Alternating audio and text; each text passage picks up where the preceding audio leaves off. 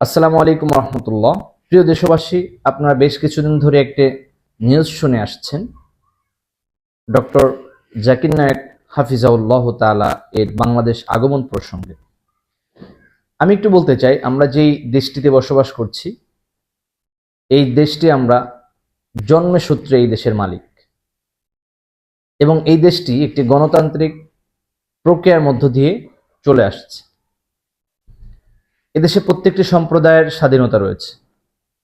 হিন্দু সম্প্রদায়ের স্বাধীনতা আছে, মুসলিম সম্প্রদায়ের স্বাধীনতা রয়েছে, চাকমা সম্প্রদায়ের স্বাধীনতা রয়েছে, খ্রিস্টান সম্প্রদায়ের স্বাধীনতা রয়েছে। প্রত্যেকটি সম্প্রদায়ের স্ব স্বাধীনতা রয়েছে, এবং আমরা দেখতে পেয়েছি প্রত্যেকটি ধর্মের বিদেশি মেহমানরাও এদেশে খুব স্বাচ্ছন্দ্যর সাথে আসতে পেরেছে, এদেশে এসে তাদের ধর্মীয় কাজ তারা করতে পেরেছে।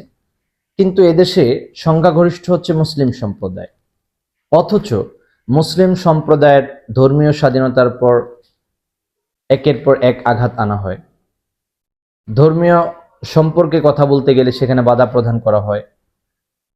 একটা সময় আমরা এমন পার করে এসেছি যেখানে রসুলের সুন্নাতের উপর আঘাত আনা হতো, এমনকি মসজিদের মধ্যে ঢুকে ঢুকেও মুসল্লিদেরকে বেতাঘাত করা হতো, ফায়ার করা হতো।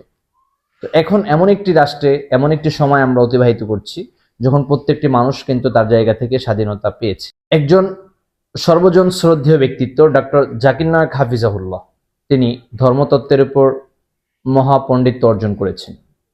তিনি হাজার হাজার লাখ লাখ কোটি কোটি মানুষের সামনে তিনি ইসলামের সুন্দর সাইডগুলো খুব সুন্দরভাবে তিনি উপস্থাপন করতে পেরেছেন।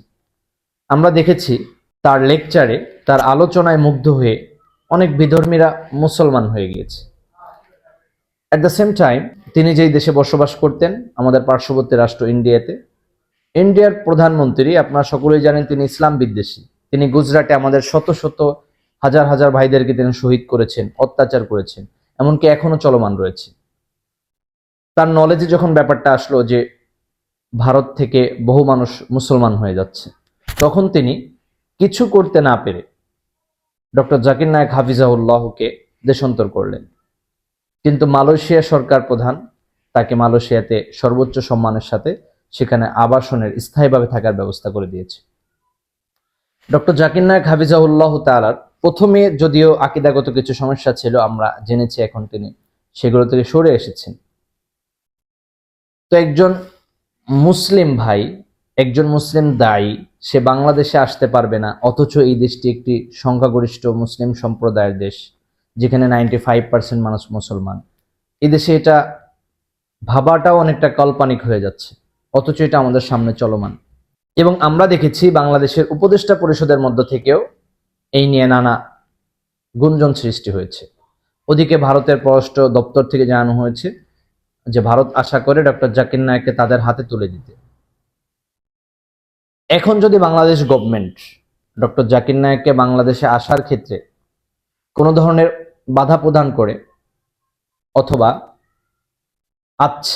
আসতে অনিচ্ছুকতা দেখায়, তাহলে আমরা বুঝে নেব বাংলাদেশ এখনো ভিন্ন কোনো একটি রাষ্ট্রের কাছে কব্জ হয়ে আছে, অন্য কোনো একটি দেশের আধিপত্য বাংলাদেশে এখনো চলমান, অথচ বাংলাদেশের জনগণ সেটা কখনো চায়নি। বাংলাদেশের পররাষ্ট্রনীতি, বাংলাদেশের সংবিধান, বাংলাদেশের প্রত্যেকটা রুলস, এটা স্বাধীন সার্বভৌমত্ব রাষ্ট্র হিসেবে এটা আমাদেরই গঠন করা প্রয়োজন বলে আমরা আশা করি।